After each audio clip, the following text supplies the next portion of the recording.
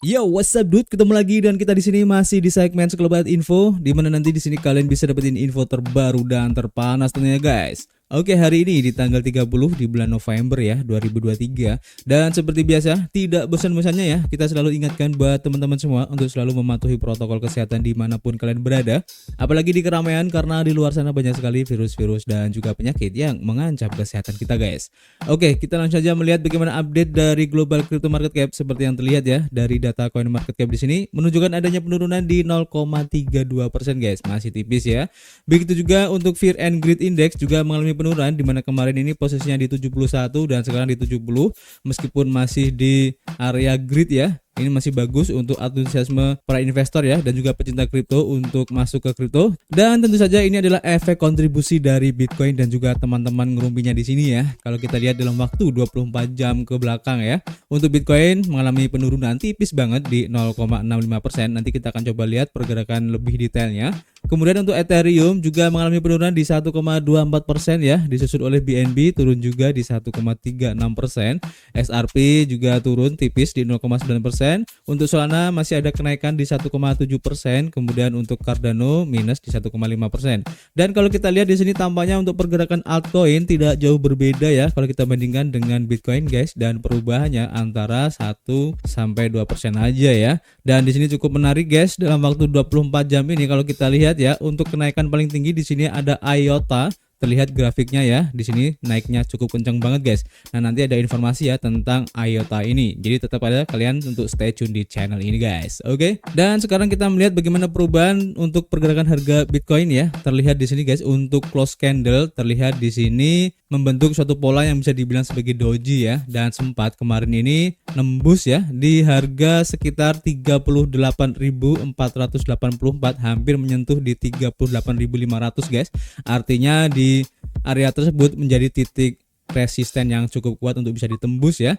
Dan sekarang tampaknya kalau dengan pola candle yang terbentuk, close candlenya ini tampaknya ya akan turun dulu guys. Dan kita doakan aja semoga penurunannya tidak terlalu dalam dan hanya meretest saja untuk MA20 time frame daily di sini.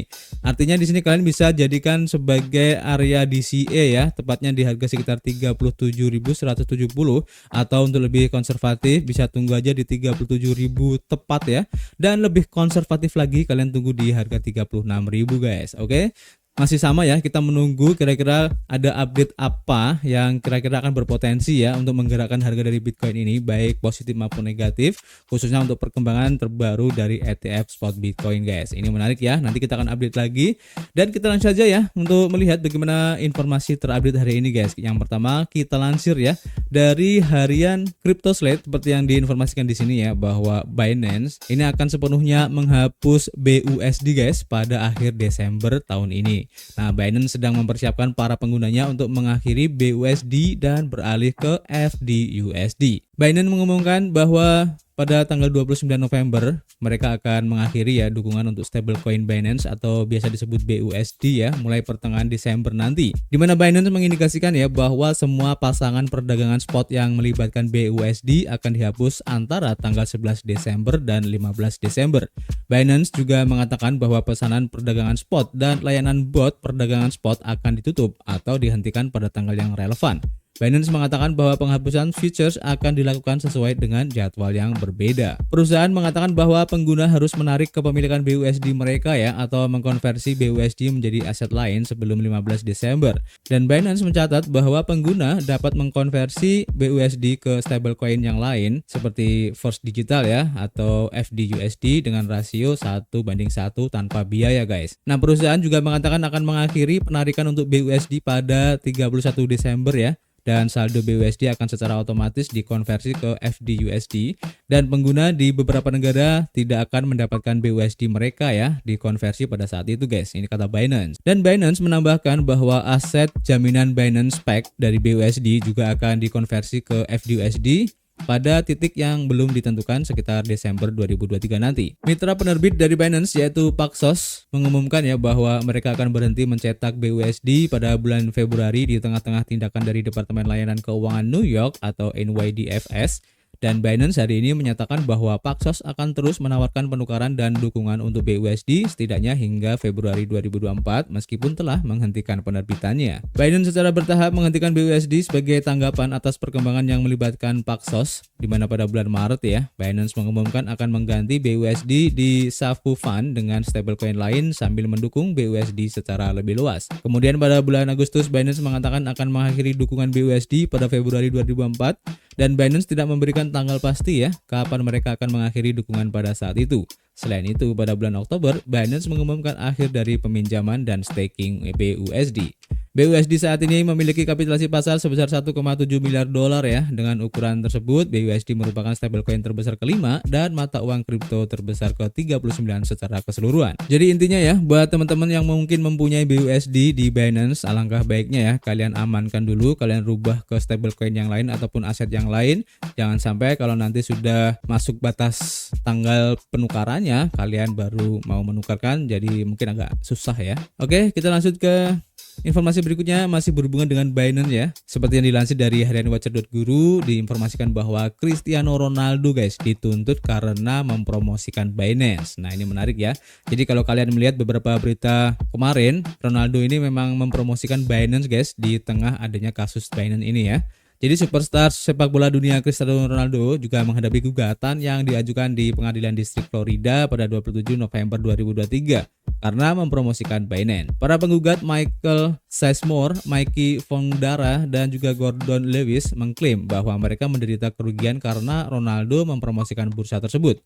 Platform ini dituduh tidak melakukan tindakan anti pencucian uang yang tepat. Selain itu, bursa tersebut baru-baru ini diminta untuk membayar otoritas Amerika Serikat sebesar 4,3 miliar dolar sebagai penyelesaian. Sesuai dengan pengajuan, Ronaldo mempromosikan, membantu dan atau secara aktif berpartisipasi dalam penawaran dan penjualan sekuritas yang tidak terdaftar dalam koordinasi dengan Binance. Sepak bola ini menandatangani kemitraan multi tahun dengan bursa pada pertengahan 2022 ya. Dan sesuai kemitraan tersebut, Ronaldo akan mempromosikan serangkaian NFTs miliknya. Dan selain itu, sesuai dengan pengajuan, pengguna yang mendaftar untuk pengumpulan NFT mengklaim bahwa mereka lebih cenderung menggunakan pertukaran untuk tujuan lain, seperti membeli sekuritas yang tidak terdaftar. Sekuritas yang tidak terdaftar termasuk token BNB dan program imbal hasil bursa. Pengajuan tersebut menyatakan ya bahwa promosi Ronaldo meminta atau membantu Binance dalam meminta investasi dalam sekuritas yang tidak terdaftar dengan mendorong jutaan pengikut, penggemar, dan pendukungnya untuk berinvestasi dengan platform Binance. Kemudian apalagi guys yang diklaim dalam gugatan tersebut tentang Ronaldo dan Binance ini. Jadi sesuai dengan gugatan tersebut ya, Ronaldo diduga mengetahui atau seharusnya mengetahui ya tentang Binance yang menjual sekuritas kripto yang tidak terdaftar. Dan selain itu, gugatan tersebut mengklaim bahwa pesepak bola tersebut memiliki pengalaman investasi dan sumber daya yang luas untuk mendapatkan penasihat dari luar. Selain itu, gugatan tersebut mengutip peringatan SEC kepada para selebritas mengenai pengungkapan pembayaran yang diterima untuk mempromosikan mata uang kripto. Penggugat mengklaim bahwa Ronaldo tidak mengungkapkan pembayaran yang diterima dari Binance. Gugatan Ronaldo adalah yang terbaru ya dalam kisah Binance ini, dan CEO platform ini, Changpeng Zhao, baru-baru ini mengaku bersalah atas tuduhan pencucian uang dan setuju untuk mengundurkan diri sebagai kepala perusahaan guys. Jadi ini menarik ya, kita tunggu aja seperti apa guys kelanjutan dari drama-drama yang terjadi ya dengan Binance ini, bahkan sudah melibatkan selebritis sepak bola ya, seperti halnya Cristiano Ronaldo ini guys. Kita tunggu aja nanti seperti apa kejutannya. Dan kita lanjut ke informasi berikutnya. Seperti yang tadi kita sudah bahas di depan ya, bahwa IOTA ini mengalami kenaikan yang cukup signifikan. Dan seperti yang dilansir dari harian CoinDesk, diinformasikan bahwa token IOTA melonjak 43% setelah mendaftarkan yayasan atau foundation dari ekosistem di Abu Dhabi guys. Jadi di LT ekosistem IOTA Foundation mengklaim sebagai yayasan pertama atau foundation yang terdaftar di bawah kerangka peraturan Emirat untuk yayasan blockchain, kata siaran pers tersebut guys. Jadi token asli ekosistem IOTA melonjak 43% pada hari Rabu karena berita tentang pendaftaran foundation pengembangan di Abu Dhabi, ibu kota Uni Emirat Arab, dan yayasan di LT ekosistem IOTA ini mengklaim sebagai foundation atau yayasan pertama yang terdaftar di bawah kerangka peraturan yang disebut Peraturan Yayasan DLT yang dibentuk oleh Pengawas Keuangan Kota Abu Dhabi Global Market atau ADGM, menurut siaran pers dari IOTA. Organisasi baru ini akan didanai oleh token IOTA senilai 100 juta dolar ya, dikunci selama 4 tahun. Ini berdasarkan informasi dari siaran pers, dan harga mata uang kripto ini melonjak menjadi 25 sen ya, dari 17 sen segera setelah pengumuman tersebut mencapai level tertinggi sejak Februari guys. Perkembangan ini terjadi setelah IOTA meluncurkan rencana pada bulan September untuk mendirikan entitas terregulasi di Abu Dhabi untuk mendorong ekspansi global jaringan. IOTA ini adalah salah satu dari beberapa perusahaan yang berdekatan dengan kripto yang mendapatkan persetujuan dari regulator Abu Dhabi baru-baru ini, di mana Paxos juga menerima lampu hijau untuk beroperasi di kota Emirat pada hari Rabu. Liminal sebagai penyedia infrastruktur penyimpanan dan dompet aset digital juga mendapatkan persetujuan prinsip dari ADGM awal bulan ini guys. Serangkaian persetujuan ini muncul ketika Abu Dhabi meningkatkan upayanya untuk menjadikan dirinya sebagai pusat yang ramah terhadap kripto, dan awal tahun ini Emirat Arab juga mengumumkan akan menggelontorkan sekitar 2 miliar dolar ke dalam Web3 dan startup blockchain untuk menarik pembangun ke zona bebas ekonominya guys. Ini keren banget ya. Kita tunggu aja nanti efeknya seperti apa dan apakah akan disusul oleh token-token lain seperti halnya IOTA ini. Ini keren banget guys. Dan kita lanjut ke informasi berikutnya. Kita lansir dari harian bitcoin.com, diinformasikan ya di sini bahwa Circle bermitra dengan SBI Holdings untuk meluncurkan USDC di Jepang guys. Jadi Circle bermitra dengan SBI Holding untuk mempromosikan USDC di Jepang, di mana Circle sebagai penyedia layanan pembayaran yang berbasis di Amerika Serikat dan SBI Holdings yang merupakan sebuah perusahaan jasa keuangan dengan aset lebih dari 160 miliar dolar ya, telah bermitra untuk mempromosikan dan memfasilitasi penggunaan USDC yang merupakan stablecoin yang dipatok dalam dolar di Jepang guys. Nah, kemitraan ini ya yang melibatkan penandatanganan nota kesepahaman antara kedua perusahaan mencakup pengenalan dan promosi USDC sebagai stablecoin yang terregulasi di Jepang di bawah Undang-Undang Layanan Pembayaran yang direvisi dan komitmen untuk mengikuti peraturan Jepang untuk distribusi dan pengelolaan stablecoin.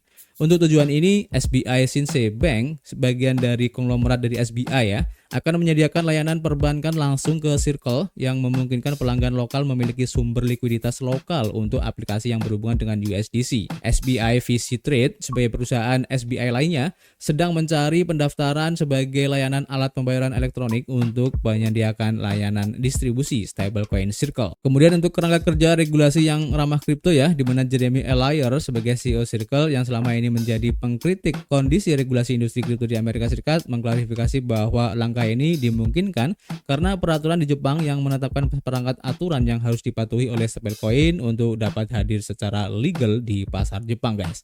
Allaire juga menyebut langkah ini sebagai tonggak sejarah ya bagi perusahaan dan memuji pekerjaan regulator Jepang. Yoshitaka Kitao sebagai direktur perwakilan, ketua dan juga presiden serta CEO dari SBI Holdings juga menyatakan pendapat positifnya ya tentang perjanjian awal dan hasil di masa depan, di mana Kitao yang telah berinvestasi dalam teknologi blockchain selama bertahun-tahun ini ya juga menyatakan mereka senang dan telah menandatangani perjanjian dasar untuk aliansi bisnis yang komprehensif dengan Circle ini guys. SBI Group berkomitmen untuk dengan sepenuh hati bekerja untuk mewujudkan kemungkinan keuangan baru menggunakan stablecoin. Ini keren ya. Kita tunggu aja guys, apakah USDC ini bisa menggantikan USDT ya ke depannya, karena kalau kita lihat dari secara fundamental mungkin USDC ini lebih bagus ya daripada USDT guys. Kita lanjut ke informasi berikutnya ya, masih dari bitcoin.com. Diinformasikan ya di sini lender kripto yang bangkrut ya, yaitu Celsius. Kalau kalian mengikuti pada waktu FTX kemarin bangkrut ya,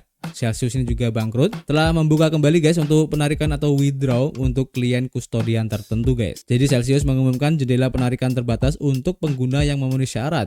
Di mana pada hari Rabu ya, Celsius mengkomunikasikan ya bahwa pelanggan tertentu telah diberikan hak penarikan setelah persetujuan pengadilan atas rencana restrukturisasi dari perusahaan. Keputusan tersebut diambil setelah Celsius meminta perlindungan kebangkrutan ya, chapter 11 pada 13 Juli 2022, sebulan setelah penangguhan penarikan dana.